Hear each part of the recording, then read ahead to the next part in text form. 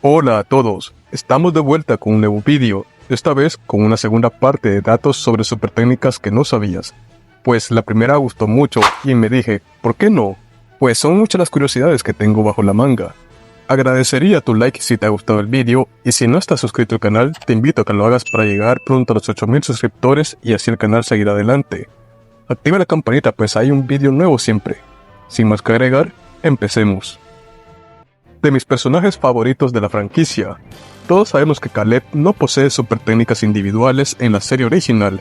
Siempre me he preguntado el detalle de eso, pero no sé cuál será la respuesta correcta. Bien, en Inazuma Eleven Orion vemos su primera super técnica individual, el Circo Máximo. Yo, como todos, creo que hemos pensado que esa super técnica no tenía nada que ver con él. Sin embargo, no hay mejor super técnica que vaya con su personalidad. Como recordarás, a este chico de pelo punk se le refieren como el comodín del equipo. Sabes que el naipe del comodín está representado por un bufón. La super técnica hace referencia al significado que tiene la figura de un Joker dentro del circo, como el bufón que es. Es una figura retórica muy bien aplicada. En pocas palabras, el Circo Máximo hace referencia a la imagen que se tenía de Fudo como el comodín del Inazuma Japón, siendo el comodín representado como un bufón de circo.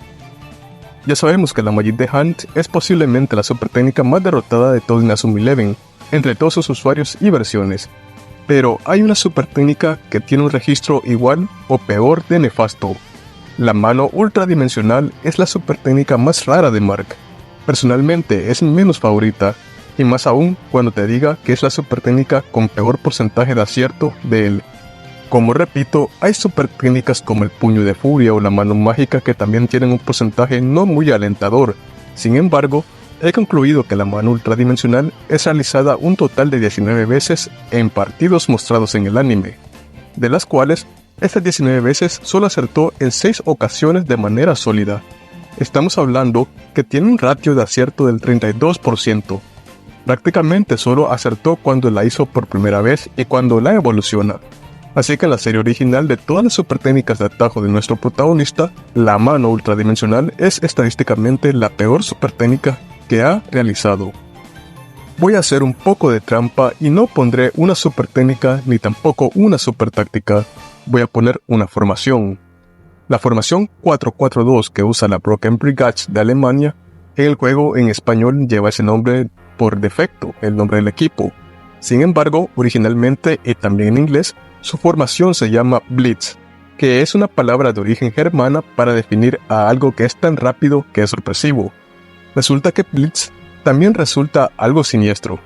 La Segunda Guerra Mundial inició tras la Operación Guerra Relámpago, en la invasión a Polonia en 1939, nombrada originalmente Operación Blitzkrieg, por parte del partido del primo malvado de Charlie Chaplin. Demasiada coincidencia que el equipo alemán tenga una formación con ese nombre. Pero como ya vimos en la primera parte, al parecer, la franquicia tiene guionistas que les gustan mucho los temas que tengan que ver con las guerras históricas del siglo XX. La espada de Odín es una de las super técnicas favoritas del fandom y una de las más bizarras por varias razones. La primera es que se llama como el dios supremo de la mitología nórdica, siendo que la selección italiana debe estar relacionada con la mitología romana. Segundo, Odín no tiene una espada como arma, usa una lanza. Y tercera, cuando se realiza el círculo dice espada de Odín en alfabeto Futhark, que está más relacionado con idiomas anglosajones que con idiomas nórdicos o latinos. Digamos que es una super técnica multicultural, pero este error cultural, podríamos decirlo así, no fue perdonado en el doblaje italiano de la serie, en donde la super técnica fue llamada espada micidiale, que significa espada mortal. No quiero decir que en Italia se habrá cambiado el nombre por dar un dato erróneo sobre su cultura, pero es como si dijeran que los tacos son de Argentina o que la marsellesa es el himno nacional de España. Hubiera resultado incómodo. Hablemos sobre una super técnica que me gusta muchísimo. Es de mis favoritas, Wolf Legend, conocida en España como el oído del lobo y en Hispanoamérica como lobo legendario. De por sí ya tiene un nombre God. Esta super técnica que se dice en los juegos que iba a ser combinada antes del fallecimiento de Aiden, pero lastimosamente es una super técnica muy desaprovechada. Para empezar, solo es una super técnica que de todas las veces que se hace, solo acierta 3 veces. y la segunda es el nerfeo que sufre en entregas posteriores. La hacen una super técnica de tiro lejano, pero le bajan potencia. Tengamos en cuenta que es una ultra super técnica, o sea, está al nivel de, por ejemplo, la tormenta de fuego, que esta pasaría a ser usada por espíritus guerreros, mientras la otra quedaría en el olvido. Y vuelvo y repito, es una pena que una super técnica de las más bonitas estéticamente hablando quede tan olvidada. Austin Hobbs, un personaje que amas u odias, no hay un punto medio. Tiene 3 super técnicas individuales de tiro mostradas en la serie: ataque del tigre, tiro teledirigido y círculo de espadas, todas ellas distintas entre sí.